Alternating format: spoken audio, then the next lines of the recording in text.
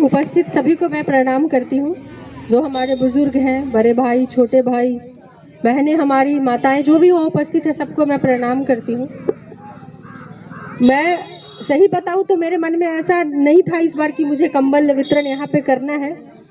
होता क्या है कि जिसको जहाँ की जिम्मेवारी होती है, जैसे मान लीजिए कि मैं सिंहवाहिनी पंचायत की मुखिया रही, तो पंचायत के प्रति मेरी जो जिम्मेवारी बनती थी, मैंने वहाँ पे बाढ़ का समय हो, कुछ भी हो, मुझे लगता है कि जब बाढ़ आया था 2017 का, तो सऊद जी यकीन मानिए कि 1 साल तक हमारे यहाँ से कंबल हो, चादर हो, साड़ी हो, खाने का सामान हो, 1 सालों तक बंटता रह गया था। प्रत्येक घर में धोती हो, बच्चों का कपड़ा हो, और लोग मदद करने वाले अगर आते हैं तो बहुत हाथ आ जाते हैं मदद करने के लिए। अब जैसे मदद के लिए सऊद जी ने लिखा, हमने उसको पढ़ा तो हमें लगा चलो हम भी कंट्रीब्यूट करते हैं। लेकिन नॉर्मली होता क्या है, जहाँ से आप हैं, जहाँ पे आप जनप्रतिनिधि हैं, जीते हुए हैं, वहाँ के प्रति ज़्यादा जिम्मेवारी बनती है आपकी।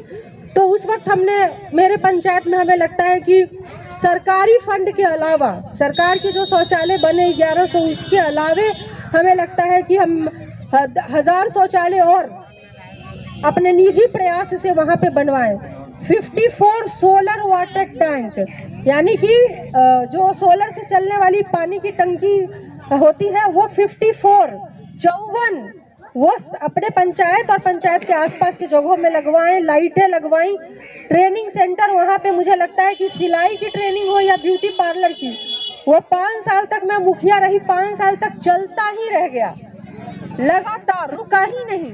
हमारा लक्ष्य था कि हर घर की बच्चियां वो सिलाई सीख ले, पार्लर सीख ले, अगर कोई लड़का है वो राजमिस्त्री का काम सीखना चाहता है वो सीख ले, वर्मी कंपोस्ट बनाना चाहता है वो सीख ले। कई तरह के ट्रेनिंग सेंटर, इंस्टीट्यूट वहाँ पे चलते रह गए, क्योंकि वहाँ से मैं जीती हुई जनप्रतिनिधि थी।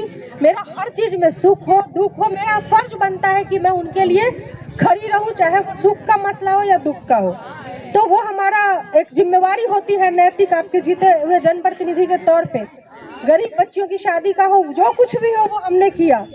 कोरोना का वक्त आया, मैं एक पंचायत की मुखिया थी, लेकिन मुझे लगता है कि पूरे सीतामढ़ी क्या पूरे बिहार से भी वो बच्चा अगर कहीं भी फंसा हुआ हो, दिल्ली से लेके पंजाब, हरियाणा, गोवा, साउथ में कहीं भी, हैदराबाद से चेन्नई, कहीं भी, गोवा से लेकर के कहीं भी, अंडमान तक हम लोगों ने राशन पहुंचाने का काम किया। कहीं भी फंसे रहे बच्चे, जबकि हम एक सामान्य मुखिया थे। लोगों ने कहा कि मैडम हम जिसको वोट दिए वो उसका फोन नहीं उठता है, लेकिन आप हैं जो इस तरह से मदद कर रही हैं। तो मदद करने वाला हम लोग तो एक जरिया है, मदद करने वाले तो भगवान है, ऊपर है वो। हम लोग एक माध्यम है जरूरतमंद तक पहुंचने का। मेन तो करने वाले वो हैं। तो शुक्रगुजार अगर देना हो तो आप लोग भगवान को दें, जिनमें आपकी आस्था हो। अल्लाह में आस्था है, अल्लाह को दीजिए। शिव में आस्था है, शिव को दीजिए। पार्वती में आस्था है, पार्वती को दीजिए। जो हमारे, जिस पे हमारा आस्था है हम करें। हम लोग तो मात्र एक जरिया है। लेकिन इतना जरूर है, मुझे जो लगता है परिहार विधानसभा को लेकर के, कि इतने सालों से आज भी यहाँ पे कोई सरकारी बीएड कॉलेज नहीं, कोई सरकारी ITI कॉलेज नहीं, कोई सरकारी नर्सिंग कॉलेज नहीं, कोई भी सरकारी पॉलिटेक्निक कॉलेज नहीं। क्या यहाँ के जीते हुए जो जनप्रतिनिधि हैं, क्या किसी में भी वो दम नहीं था कि एक सरकारी संस्थान यहाँ खुलता तो गरीब का बच्चा सरकारी दाम पे वहाँ पढ़ता। आज गरीब को अगर अपने बच्चे को अगर नर्सिंग कराना हो, ITI कराना हो, पॉलिटेक्निक कराना हो, बीएड कराना हो, तो जमीन बेचेंगे, जेवर को गिरवी रखेंगे, तब कहीं जाके उसका बच्चा पढ़ पाएगा और ये ट्रेनिंग ले पाएगा। लेकिन किसी भी जनप्रतिनिधि में ये नहीं रहा कि वो इन कॉलेजेस को खुलवा पाते। इस बात का दुख होता है। दुख होता है जब खेत के मैदानों में जब खेत कट जाता है फसल, वहाँ बच्चों को क्रिकेट खेलते हुए देखते हैं तो लगता है कि क्या एक स्टेडियम यहाँ नहीं खुल सकता था? क्या हमारे बीच में कोई बच्चा नहीं है जो धोनी हो, सचिन तेंदुलकर हो? यहाँ हर जगह है, लेकिन वो मौका जिनसे मिलता है वैसे इंस्टीट्यूशन यहाँ पे नहीं है, जहाँ से बच्चा, गरीब का बच्चा भी पढ़ के, बन के, प्रशिक्षित होकर के देश में नाम रोशन करे। वो वैसे इंस्टीट्यूशन का यहाँ पे अभाव है।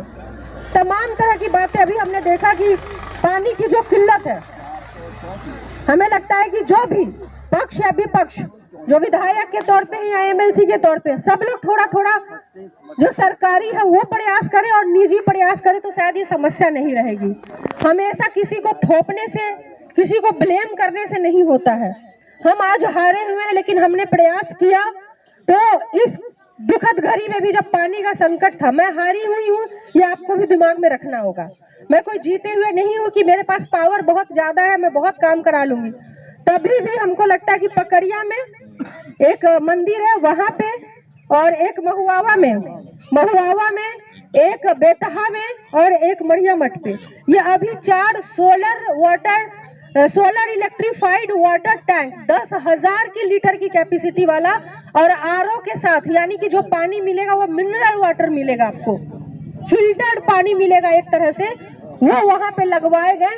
और वहां पे भीड़ होती है, हमको लगता है कि उस वक्त हमको 100, 200, 300 लोगों की भीड़ जो है वो वहां पे लोगों होती है, जिनसे पानी की वहां पे पूर्ति हो रही है, लोग पानी वहां पे पी रहे हैं। लेकिन अगर यही प्रयास सब करें मिल करके तो कहीं किसी को कोई दिक्कत नहीं होगी।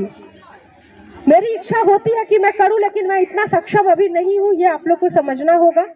लेकिन हाँ, इतना जरूर है कि जितना हमसे हो पाता है वहां तक आप लोग तक पहुंचे।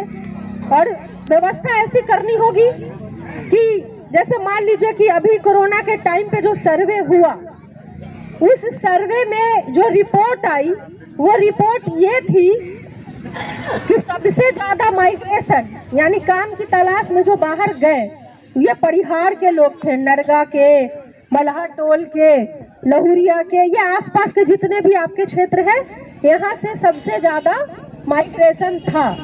तो सरकार ने उस वक्त कहा था कि यहाँ पे छोटे छोटे लघु उद्योग के क्लस्टर खोले जाएंगे, यानी जैसे चनपटिया में, चंपारण में खुला 150 फैक्ट्री है छोटी छोटी।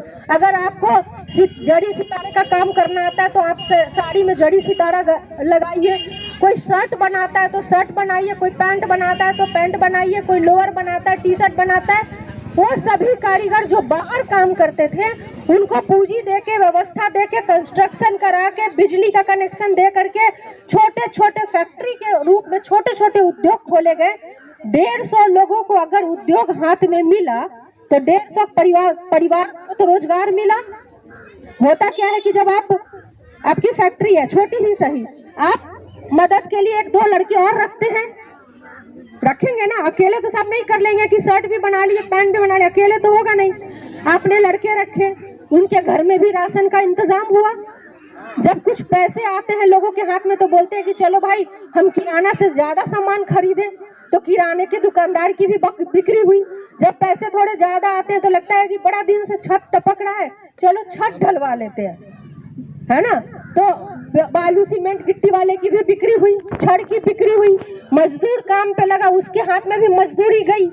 तो ये तो पैसा जो है वो साइकिल है। अगर एक आदमी के घर में पैसा आएगा, वो पैसा 4 जगह पे जाएगा, चाहे वो किराना का सामान खरीदने के रूप में जाए, बाइक खरीदे, साइकिल खरीदे, बच्चों को पढ़ाए, हर चीज में, कॉपी किताब की दुकान है, बच्चों को पढ़ाएगा तो कॉपी किताब खरीदेगा, पर इसके लिए क्या जरूरी है, पैसे आए।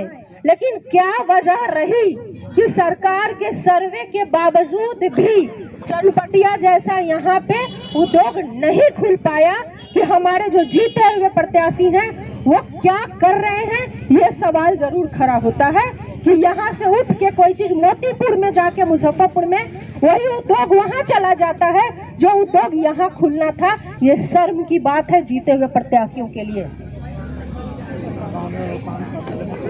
वो चीजें अगर हमारे यहाँ पे खुली होती तो आज हमारे यहाँ रोजगार के साधन होते। कोई भी एक व्यक्ति या 2-4 जनप्रतिनिधि कुछ कंबल बेचकर बांट करके आपकी गरीबी को नहीं हर सकता है। एकमात्र तरीका गरीबी खत्म करने का उद्योग लगाना एकमात्र तरीका है। क्या इतने सालों में एक छोटा सा उद्योग विधानसभा में नहीं लग सकता था?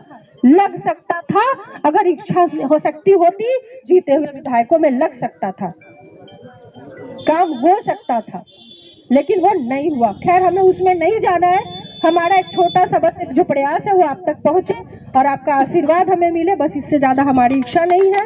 मैं धन्यवाद देना चाहती हूँ सैफुल्लाह साहब जी को, जो सुबह से इंतजार में है।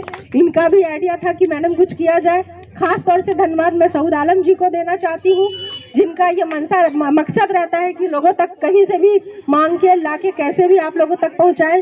राम प्रकाश राय जी हैं, हमारे राष्ट्रीय जनता दल के प्रखंड अध्यक्ष हैं, लेकिन इनके उम्र पे मत जाइएगा, इतने उम्र के बावजूद भी शायद कोई युवा इतनी मेहनत नहीं करे जितना ये मेहनत करते हैं। हमारे तमाम लोग खबर परिहार से रजुल्ला जी सुने हैं तो बिल्कुल कवर करने आए, मैं उनको धन्यवाद देना चाहती हूँ। आप सभी तमाम जनता को और हमारी महिला की प्रखंड अध्यक्ष मधुबाला जी है ना, ये हमारी महिला विंग की राष्ट्रीय जनता दल की प्रखंड अध्यक्ष है, बहुत एक्टिव हैं। हॉस्पिटल में जाना, जा करके वहाँ पे कोई डिलीवरी है, कुछ भी है, अस्पताल तक पहुँचाना, ये सारा काम आप ये देखेंगे कि अभी अस्पतालों की स्थिति बेहतर हुई है। सदर अस्पताल की अगर किसी का कोई बच्चा डिलीवरी होना है, कुछ है, आप सदर में जाइए, मतलब ऑपरेशन से होना हो या नॉर्मल, उसको किसी भी दलाल के माध्यम से कहीं ले जाने की जरूरत नहीं है, वो डिलीवरी वही होगी। एक गरीब के घर में अगर 40,000 रुपये बच जाए, जो प्राइवेट में जाके ऑपरेशन करा के डिलीवरी होता है तो 35 से 40,000 लगते, अगर वो हम लोगों के प्रयास से बचता है तो गरीब कम से कम कर्ज के बोझ से बचेगा।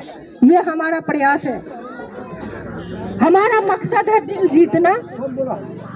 हमें लगता है कि अगर हम दिल जीतेंगे तो चुनाव तो जीत ही जाएंगे। महंगा फोन लेना हुआ अब आसान। परवेज मोबाइल में सभी ब्रांड का mobile, fridge, washing machine, LED TV EMI पर मिलता है। आधार कार्ड, पैन कार्ड लेकर आएं और मनचाहा सामान लेकर जाएं और हर खरीदारी पर एक उपहार भी पाएं। Parvez electronics and mobile, Kadma, Chandni Chowk, 72 61 88 9 786।